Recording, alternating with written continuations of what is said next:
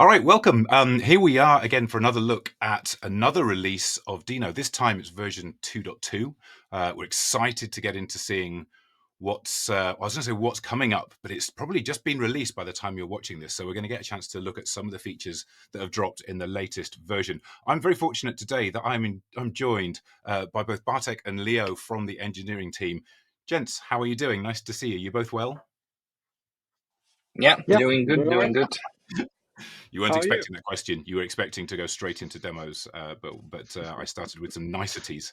That'll teach us. But it's great that you'll be able to show us some of the things that you've been working on, some of the things that will be part of this release. I know it's a fairly full release. There's all sorts, so we'll just cherry pick a few bits and pieces. And I think we'll come to you, Leo, in just a minute, probably for our first demos. But just kind of quickly, I don't know. I know there's some performance improvements, some LSP improvements. Are there any things that we should kind of rattle off the list of, like, here's a shopping list of things that you can expect? Maybe Bartek, are there some particular highlights for you? And then we'll jump over to Leo and we'll start doing some demos. But what are some of the highlights that are in this release? Sure, this one is packed pretty much like every time, but we took a little bit more time this time around to actually polish it and deliver on a bunch of really useful stuff. And Mhm. this useful stuff includes an OpenTelemetry integration, Lint plugins, write your own Lint rules in JavaScript or TypeScript, additional built-in Lint rules mostly for users of React and Preact, interactive dependency management. Deno Outdated can now show you like an interactive list or a widget, so you can select which packages you want to update. There's much more, but I think this pretty much highlights the interesting bits for this release. Awesome. Excellent. Okay. Well, I mean, obviously there's documentation that's out there. There's a blog post that highlights a bunch of these things, but we're just gonna dive in and have a little bit of a demo, a bit of a look at some of the things that are of particular interest. So with that, I think we should just jump straight over to Leo. Leo, are you good to give us a bit of a demo? I think. Well, should we talk first about some observability, open telemetry, perhaps? Yeah, sure, we can do that. Okay, right. Well, in which case, if we can dive in, yeah, great. So what's this all about? Yeah, so I mean, OpenTelemetry is standard, would we say, to collect various information about the application that's running. So we have now added complete integration in Deno to let you collect various pieces of information about your application that's running and be Mhm. able to see that in your dashboard, for example, Grafana or whatever choice of dashboard you prefer. And yeah, we have this wonderful documentation page which kind of explains what we support, what you can do, etc. And I think let's just jump right into showing off how this works. Sure. So currently I have a Grafana instance running. It's just empty. I can quickly just create a new one just to show. We have this really useful command in the docs that basically just set up a local Grafana instance with all the bells and whistles that you need. Okay. And you can just use Docker and start it up. It sets up everything for you. You don't have to worry about anything. And once that's running, you will get a dashboard. Okay. So what I'm going to show here today is going to be a HTTP server. Let me pull up the example. Yeah, here it is.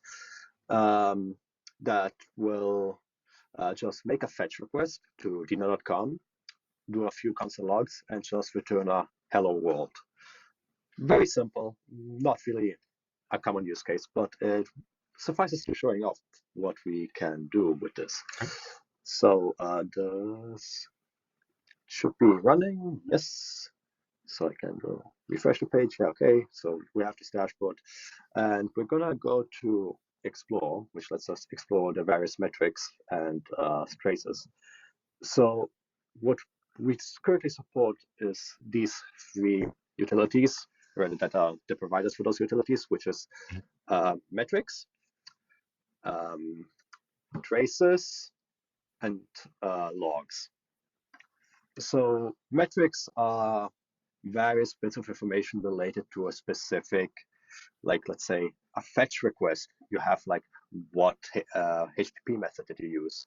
what data, what headers, etc. So like various bits of information related to a specific event that's being done. And there's a various different sets of events. Like you can see here, there's like active requests, duration, body size, requests of the request and the response, open connections. There's a whole load of various information regarding metrics. Then we have Loki, which is for logs. And then we have tempo, which is for traces. We'll get into that, what exactly that means. Okay. So let's quickly start up a server. So I'm gonna quickly just get this command and walk through this, just because there's some setup things we currently still have to do. So the OpenTelemetry Xbox interval is just something for the demo. You don't have to worry about this. It's mainly just to make it reload the metrics loading faster. So we don't have to wait 1 minute until everything shows up. Then we have Deno true. That's the env you have to enable. This could also be a value, like a string for the endpoints that you want to hit, but by default, there's a few sets of set endpoints that was hit. So just setting true uses the defaults. And then unstable OTel, well, that's the OTel integration is still considered unstable just because we just have added it now, and we still want to add a few more things before we fully consider it to be fully production ready. And then example, yeah, just the example file. So running this will just get us a HTTP server that I can just make a request. We get hello world, nothing fancy. We'll see that we get the logs before request, which is this one, fetch, like normal, like everything is still showing up normally in the logs. And we can make a few more requests, and then I can go over here and I can go and search for these traces. So a trace is basically like the whole flow of a like set of executions, if we want to put it like that. So I can click on this and we can see we have various bits of information, like what time it was. It was a GET request with that was 200. It took 154 milliseconds. And then we have a small breakdown further down here. So it says unknown servers. That's just because we don't have anything properly set up with Grafana. We just have the defaults. We're not configuring everything. And this is for the HTTP handling itself. So like us getting the request and then returning a new response here.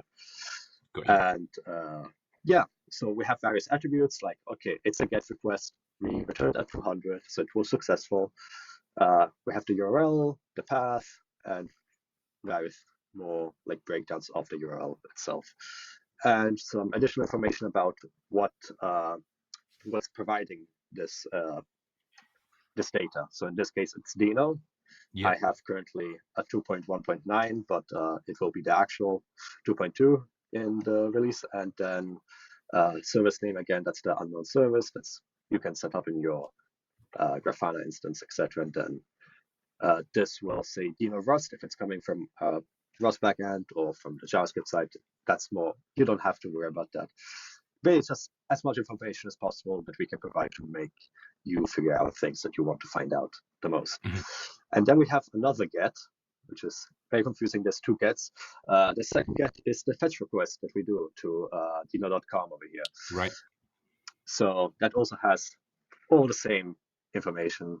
Obviously, the URL is http.com. We see that it took 142 milliseconds when it started. So it started 4 milliseconds into the request, and yeah, it's a client. Various bits and pieces. This is identical, and yeah, the neat thing is also we can jump to the logs for this specific span of this trace, which gives us the logs down here that will let us see everything that was logged with the console logs we did. So we can see again more additional information similar to earlier, like who provided it, etc., and like the specific span ID. Span IDs are unique IDs for each span, so they're useful to trying to pinpoint an exact piece of information that you're trying to find. And yeah, we have the fetch response, which is the second log, and then we also have the before request down here as well.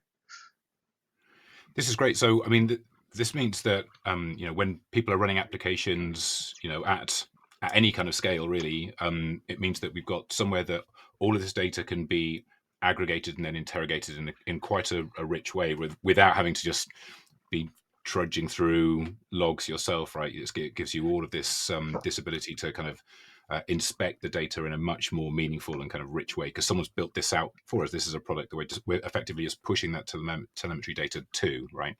Yeah, exactly. I mean, yeah, it's just a way to get more structured information about what your process is actually doing. Like, Yeah. oh, something errored. Oh, how do I figure out what it was? Where did it come from? It will give you all that information that you can just easily inspect instead of going through like a billion lines of log files, which is not fun. So we can quickly close this and we can. So this was tempo and combination with Loki. So tempo is the traces and then Loki is the logs. I'm just going to quickly select the default and we can see all the different logs popping up. Yeah, that's mainly it for the spans and traces and logs. Now we can look at metrics.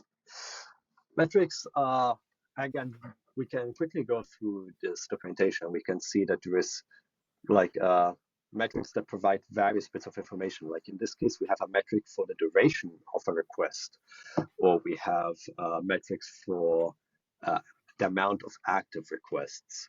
So it's more of having like structured information about how the process is acting and running. We also have like the request body size. Basically, you can just aggregate specific pinpoints of data that you want to use and collect to really see what is going on with your process. Right. So let's see. We can switch this to Builder. So we can, for example, look at the amount. Let's look at the duration first. Okay. So we can go here. That should be the right one. And the scale is really off because we have two instances. One is erroring out because we sent a lot of requests at the same time, so some were like canceled. So that's why it looks like something was wrong. But no, it's still gonna look a bit cleaner in the end product. But yeah, we can see here that there is like actually let me fully zoom in on that. Yeah, so we can actually see that there is all these bits of information. We see that this request took 361 milliseconds. This is now in scale of seconds. We also have the active connections, active requests, which is the amount of active requests in one single point in time. Now, since we really only sent like one request every now and again, there wasn't like that much like going on. We probably could like if you have like a high intensity like amount of requests coming in with a lot of traffic, then you probably would see spikes going up and down about like that you have like, I don't know, 10,000 active requests in this exact moment. Yeah, I think it's kind of reassuring to see that we don't have too many active requests on the little demo server that you're running in a single script in that other tab. That would be worrying. So and actually that's so just as a quick reminder then. So what do people need to do to get this? There's nothing they need to add into their code, the Deno script that you've written that's the server. No. Effectively, it's just this code remains exactly as you would use it before. Of course, whatever you log out will be visible, but otherwise you don't need to do anything specific here within the code to give access to this. It's purely in the way that you execute that script and passing it the flags there. Actually, could you bump that up a tiny bit in the font size? Sure. There we go. Perfect. Yeah. So I can quickly it's all about how it's executed in the first place to enable this with the flags so that then everything happens behind the scenes, right? Correct. Yeah, just to reiterate, this is not needed in production. Usually this is just for the demo. And yeah, this one is just, we want to enable OTel with the defaults. Yes. And we want to enable OTel in Deno itself as well, that it's running the unstable API, because there's way more capabilities as well on top of what I've just explained. This was just the tip of the iceberg. Perfect. That's great. I think this gives a really good taster of what's available there, and how people can start to use it. And of course, there'll be documentation on how they can configure this and how to get rolling. But this feels like a great taster to me. So thanks, Leo. Is there anything else you want to show before we shut down that that server and and release the load on your machine? I think we're good to go. Good to go. Yeah, thank you very Brilliant. much. Nice one. Thanks for showing that. Excellent. Cool. Well, in which case, let's see. Shall we? We'll add Bartek back to the stage, and should we do another demo? What should we go for next? What do you fancy? We've got things like the linter. We've got Deno check. We've got Deno task. I don't know. What do you fancy next? Yeah, why don't we start with a short demo of Okay. Deno outdated, the interactive output, though I must warn you, I'm gonna be, like freestyling this demo, so That's it what we might like. That's the way to do it. take me a little while to do it. It's good. And also, any errors that happen, just prove that it's real rather than just a some sort of video effects. So it's all good. I'm going to Yeah, add your. Are you ready for me to add your screen to the stage? I am ready, and just tell me if this is big enough for you and if the I think so. If you light can bump theme it up, is if gonna you can work bump it here. up a couple of bits, it should be fine. But I think that'll be. Oh yeah, you can go back down one if you like. Just give yourself a bit more breathing room. That should be fine. Okay, so yeah, let's start a quick project here. So I'm just gonna do Deno init, and we got a lovely Deno JSON here with a single import for std assert. That's great. Maybe let's actually add some more stuff like sure std expect. And maybe something fancy like npm. Oh, sure. Looks like I was actually doing this demo before, so let me try Nice. that. So now we have a few dependencies. These dependencies are not at their latest versions. For example, we're using React at version 16 and Vite at version 4, and I believe the latest available are React 18 and Vite 5 or even 6. And similarly, I think some of these are not the latest ones. Probably Deno std expect has a new version. Mhm. So before, in previous versions of Deno, we added this cool command called Deno outdated that, well, gave you ability to manage your dependencies or update them from the command line. So some Mhm. examples here that well allowed you to update to only Semver compatible versions or update to latest versions or just see which versions are outdated as the subcommand name suggests. So if Right. we do this, okay, we can see that actually in our case, React is outdated. It's at the latest available Semver compatible version. So 16.14 is the latest one that is compatible with Semver caret 16. But Yeah. the latest available is 19.0. And similarly for Vite, we got 4.5.9, but the latest available is actually 6.1.0. Right. So let me do Deno outdated and interactive. Ooh. And I obviously need to do update flag because we're going to be updating. And Mhm. this says all dependencies are up to date because, well, we're at the Semver compatible versions, but we can do latest. And now Right. we got this cool interactive prompt that allows us to select some of the packages we do want to update. So Yeah. I can only update Vite from here, or I can update both, or I can just exit if I prefer. And obviously this demo is like pretty small and self-contained because I just have two of these. And as you can see, the versions have already been bumped in Deno JSON, and in the background, Deno actually pull these new packages, so they're actually already cached and ready to go. And yeah, I only had two packages here, so maybe this demo wasn't so impressive, but No, but it shows the point perfectly. And anyone like me who has got into issues before where they're trying to debug something, the chances are that something was outdated and they have to go investigating to see what the latest version was and then going through and make those changes. This is a real time saver. I love the fact that it both tells you what's outdated, what the versions are that are available, but then also just lets you step through really easily and pick and choose what you update and how. So that's great. And that's happening across both the NPM ecosystem and the JSR ecosystem, right? So that's dependencies no matter where they are. Oh, for sure. Let me Yeah. actually try to demo it with both registries. So I'm just gonna quickly revert the changes I had here, and I'm gonna actually specify that I do want this to be 0.100, and I did remove my log file. So now if I do Deno cache, Deno JSON, or just do Deno install, actually, not Deno cache. There we go.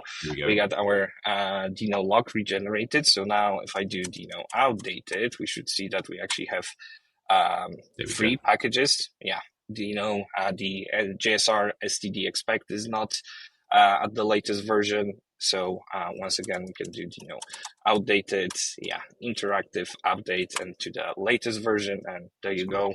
We can see that the first one is, Semver compatible. There's a little green number here, but these two are in red, which suggests that this is not really Semver compatible. So you should take special care. So I'm going to play it safe and just select std expect this time, because I don't have much time to ensure that this Semver incompatible version will actually work. And I just love the level of care that you're showing in just this demo. You don't want to break just this demo, that you just even something of this scale, you're very cautious about going up the version numbers. That's great. That's I love this thing. I think this is going to be really popular, not least with me. I think people are going to find that really helpful. Nice one. Okay, sure. Anything else to show on that, or should we do we dare move on to something else? We've got plenty to talk about. Yeah, I think we should move on and spend some time on Linter and Linter plugins, because this is something we've been working on for quite some time, and I really want to show off some here. And we're gonna do actually some live demos where I'll be coding here. So some things might not work correctly, but first let me just nuke this directory and this file and start a new project. Which is gonna be Deno init again, and I'm gonna make it just slightly smaller to be able to code here. Yeah. So maybe a bit of context. Yes, Deno please. has a built-in linter. It's a native linter written in Rust. It's pretty fast, like very, very fast. And it runs in the background if you're using Deno LSP, which I hope you do. And am I using it right now? Yes, I am. Here we go. Deno lint says no unused vars. Function foo is never used. If this is unintentional, actually prefix it with underscore. There we go. And we got a whole lot of rules. Like if we do Deno lint -- rules, we're gonna see this huge list with which rules are currently enabled, and the link to their docs and the tags and so on. But the fact remains that we can't provide you with all of the rules that you might need. And in fact, sometimes you don't want anyone else to have the rules that you do. So you might want to have some special conventions enforced in your code base just because you want to, or you need to, or you want to make sure everyone is consistent. So the way to do that is to have a lint rule that is written by you.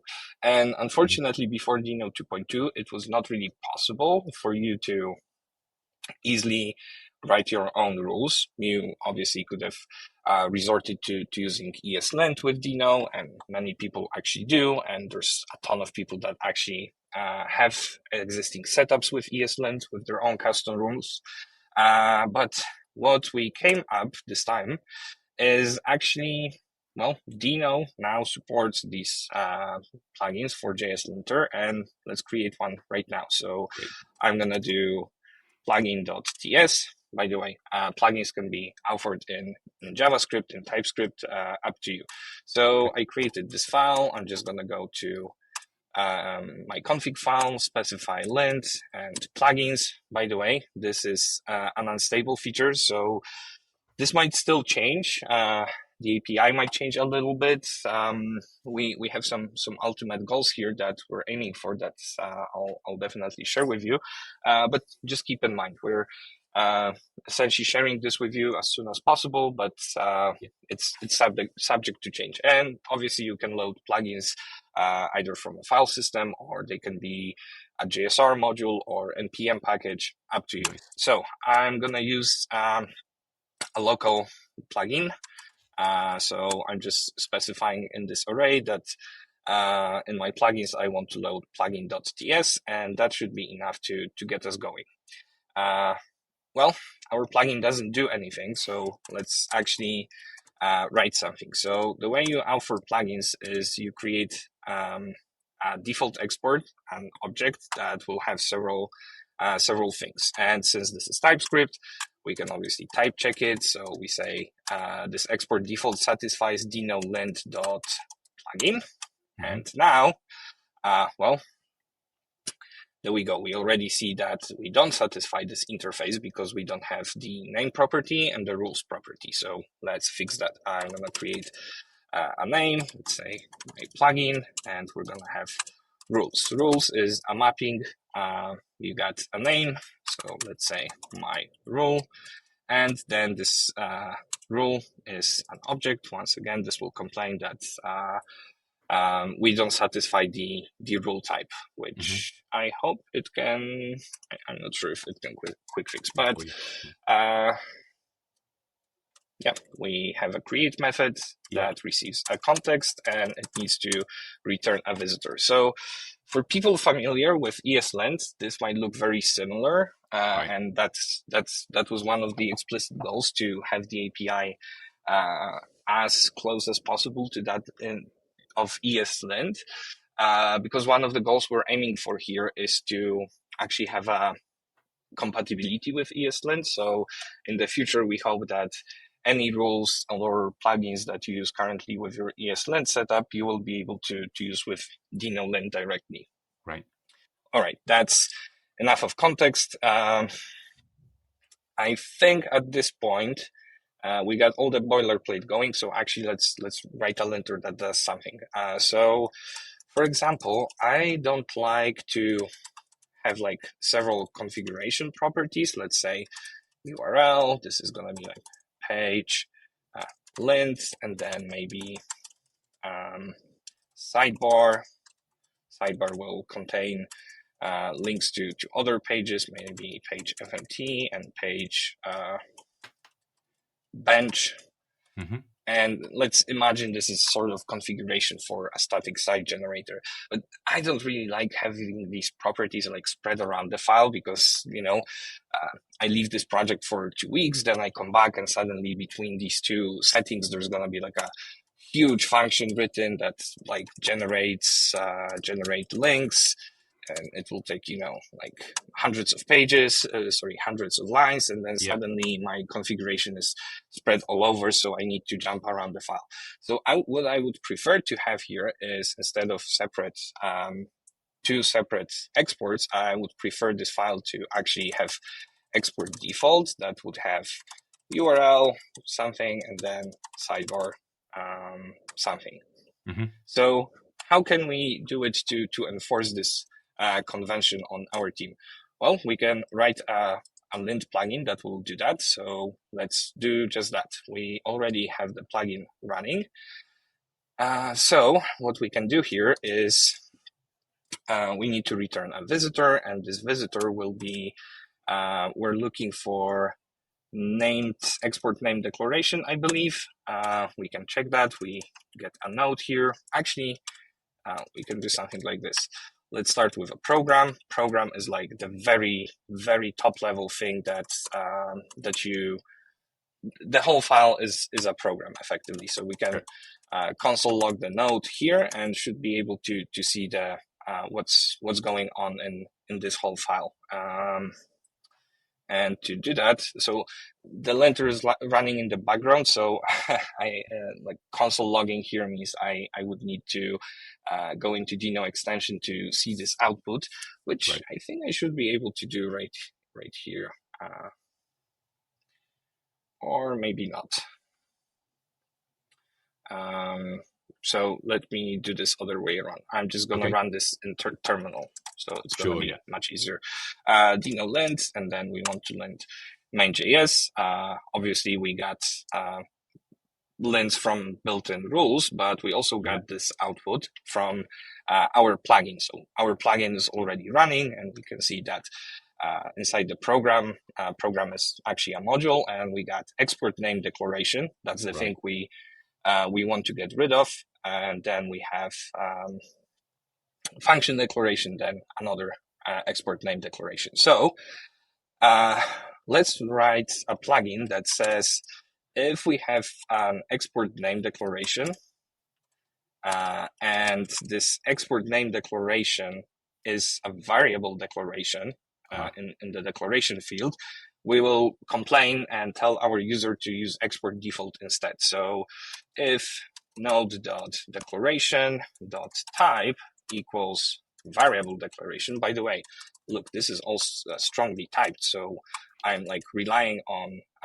auto completion here.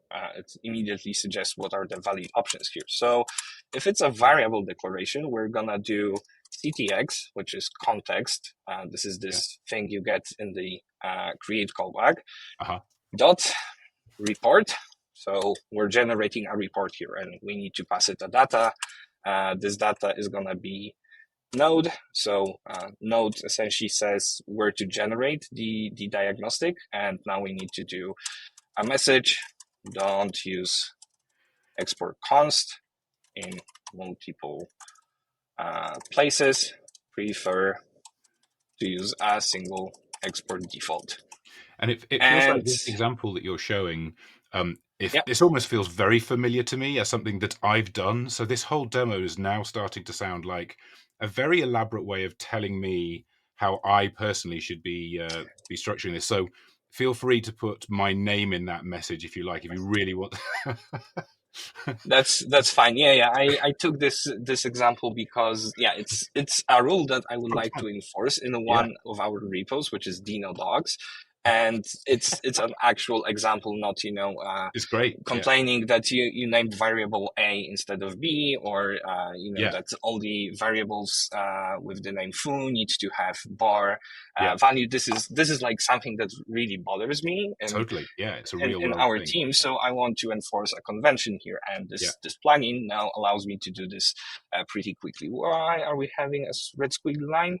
No declaration is possibly null. Yes, of course. So we need to add a question mark here. So everything is like strongly typed. You got type declarations, which is just fantastic. Okay, we added the node, so this will target this export name declaration and provide diagnostic there, and we have a message. So let's go to our main file and let's see if it works. So is it running? Do I need to reload something? Whoops, sorry. There we go. Something just did not reload. And there we go. Don't use export const in multiple places. Prefer to use a single export default. And this is coming from Deno lint, precisely from my plugin and my rule. So maybe let's change this to be Deno team lint rules. And this is prefer export default. There we go. I probably need to reload it one more time just to be sure. There we go. And now if I hover over it, there we go. It's Deno team lint rules prefer export default. And this is like very, very simple example. And by the way, obviously this will show up in the problems pane. Well, this is never used, but I can get rid of this. And now we see the diagnostics that we produced. Obviously, showing diagnostic is useful, but sometimes you want to go further and, for example, provide auto fixes. In this example, this is going to be quite tricky because we got multiple things to do, but I can show you Just some maybe show us sort the of a mechanics, even fix. if not the whole. Yeah, so we got this fix. Again, this is modeled after the ESLint API. So right here, we want to do something fixer dot, let's say just remove. So we're gonna remove this node completely as an autofix. It's not gonna be like type void. Okay, yeah. So we need to actually return something from here. So this is gonna return a single operation, but we could potentially do more of them. So for example, let's start with just removing this. So going back to this file right now, this in this pane we can ignore some of these diagnostics. The syntax is exactly the same as for the built-in rules, but we should also be able to fix this. And yeah, I think I once again need to reload my window here. Sorry for that.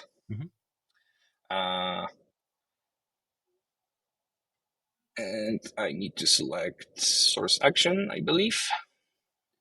There you go. No. There we go. That's not a very good fix, but our fix was to just remove this node, and it does indeed work. You can just It does. select this fix, and it removes. So maybe just to show you that I'm not kidding, we can instead of removing the node, we can do insert dot insert text, replace text, sure, and we're gonna say that this is gonna be replacing the current node, and the text we're gonna be setting is don't use export const. And once again, I'll go here and I'll just reload for good measure. So if we try to fix them right here, and we select fix, there we go. Yeah, this is obviously great. This leads to syntax error, but you get the idea. Absolutely, API is modeled after ESLint. It's not 100% compatible, and this is also not like an ultimate goal, but if you ever used ESLint, you should feel pretty familiar, and you'll be able to write your lint plugins and share them with others using JSR. Yeah, and I think that mechanic I think is really interesting. I think that's so powerful, knowing that you can write something like this and you don't have to distribute them as part of a code base. It's, they're packages that you can publish and then consume across your teams, across your projects, however you need. So right, it'd be interesting to see like an ecosystem of, like a community of those plugins being authored and shared. Be interesting to see how that might evolve over time. But as you say, the fact that this is familiar to people already, hopefully that'll be a good leg up for people to get started writing some of these. This is great. Yeah. And, it works the other way around too. You are not forced to distribute them. It's extremely easy to have lint rules specific to one particular repo. You don't need to package them in this, in a JSR module. They can be just a single file somewhere in your project just to enforce the conventions for this particular project. Yeah, that's great. That's super.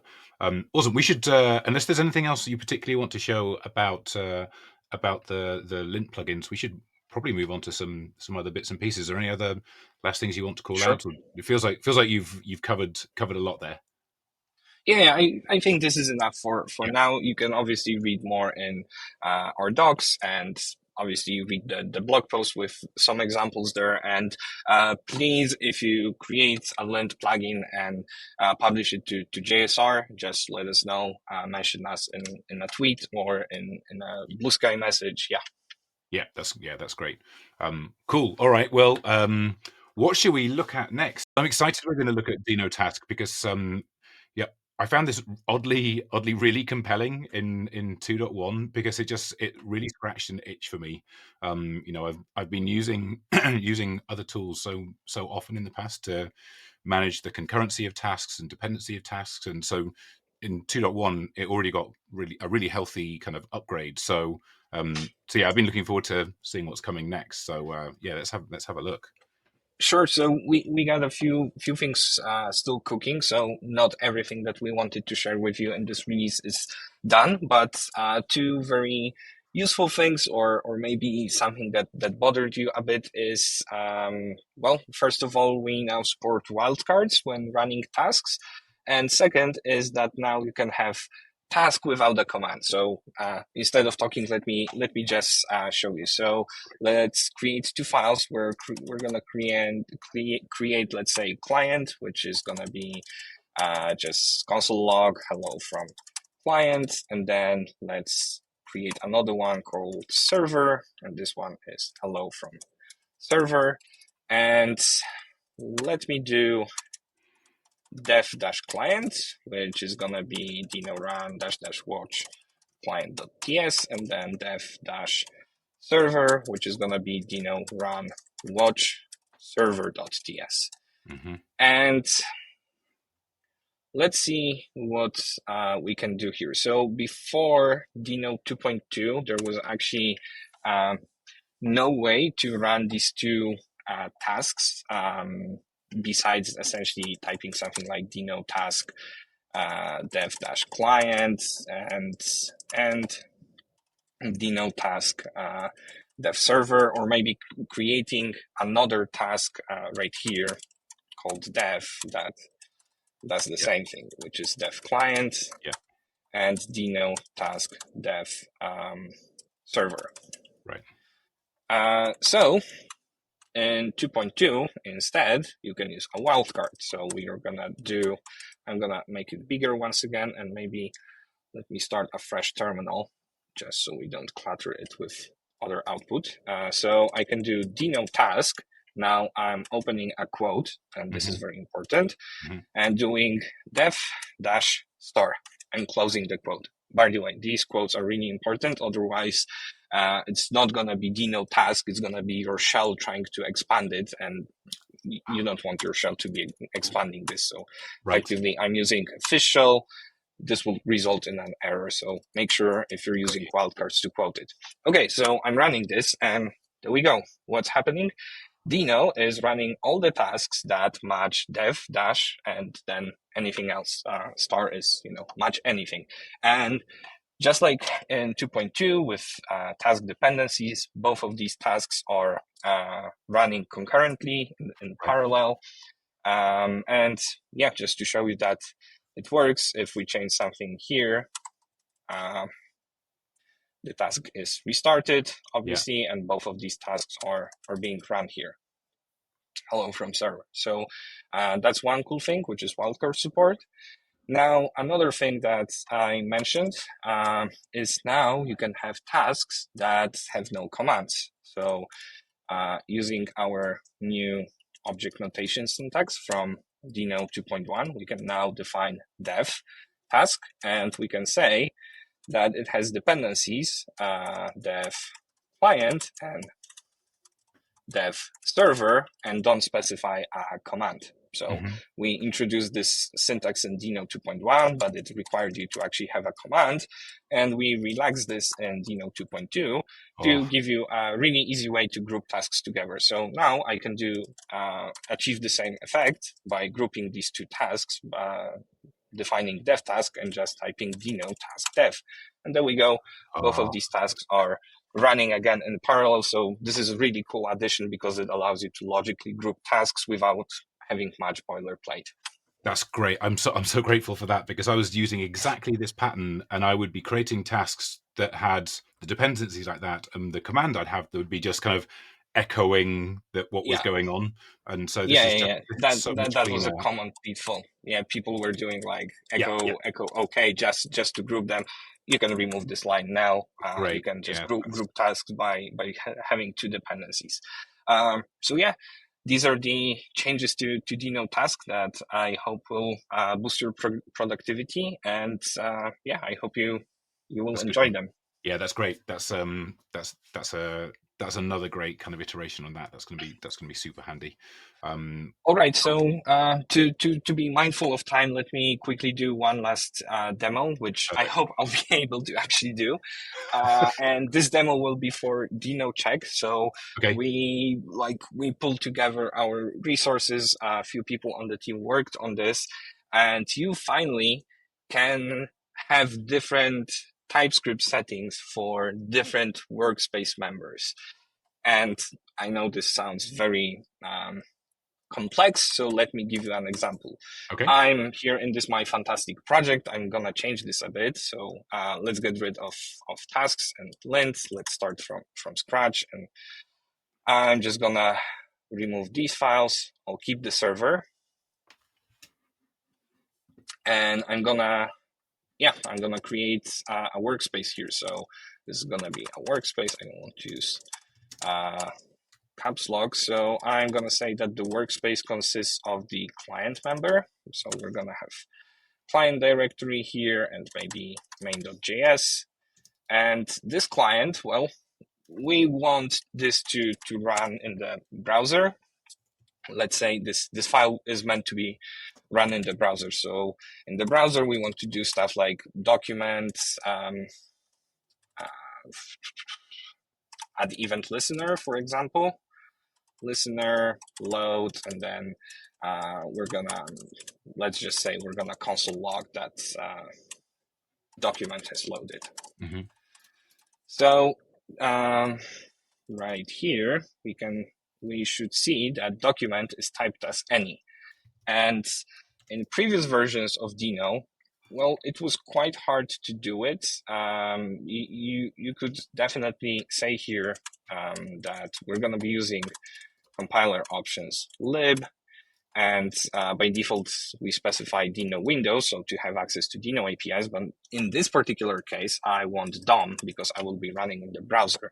Mm-hmm. And in previous versions of Deno, you still could do it, but the editor support was so-so, and that if you had a member, then Deno didn't really understand that just in this client directory, the DOM library should be enabled, the types for DOM library, but not outside of it. Or in other words, Deno only respected the compiler settings that were specified in the root option. So yeah, if you specified something here, Deno would apply this to your whole workspace. But in this version, we fixed it, we changed it. It took us a long time, but now Deno respects settings in compiler settings in all workspace members and type checks them properly. So as you can see, I added that we're using libdom in the client directory, and now if I hover over it, it's correctly saying that this is a document and even linking me to MDN reference. So yeah, maybe not very spectacular demo, but this has been a huge pain for a lot of users, and I'm super glad and super proud of the team that we managed to pull this off. Took us weeks, but totally worth it. It's these kind of quality of life improvements that really make a difference. I mean, sometimes, like you say, it doesn't feel like it's the flashiest, most impactful, broadest, easiest to demonstrate thing, but actually it smooths away so many kind of sharp edges and makes just like the life of someone who's building software so much better that that it's really worth that effort. So yeah, I think it'll be much appreciated. Yeah, I hope so too. And yeah, these are my demos. I wish I could show you more, but we need to keep it, keep a lid on timer here. So I hope you just go to the blog post and read through the rest of update, as there's just a ton of new things in this release, as well as fixes and performance improvements. And I especially hope that you will appreciate smaller Deno binaries shipping in these versions. Loads of goodies. Thank you both. I brought Leo back as well because Leo's been watching these demos along as well. And thank you both for showing us around some of the, just a handful of the things that are coming. We know it's going to make life kind of incrementally better each time these things drop, and I'm excited to start using them. As you say, there is a blog post that highlights a bunch of these things and many more besides, and some of the kind of headline items about version 2.2. So I think we can probably wrap up just with another thanks to you both, and just kind of thanks to the team for working on this stuff and making another great release and another improvement. So it's much appreciated, and congratulations on the release. Yeah, thank you. Nice. Thank you. All right. Talk to you both next time. See you all. See ya.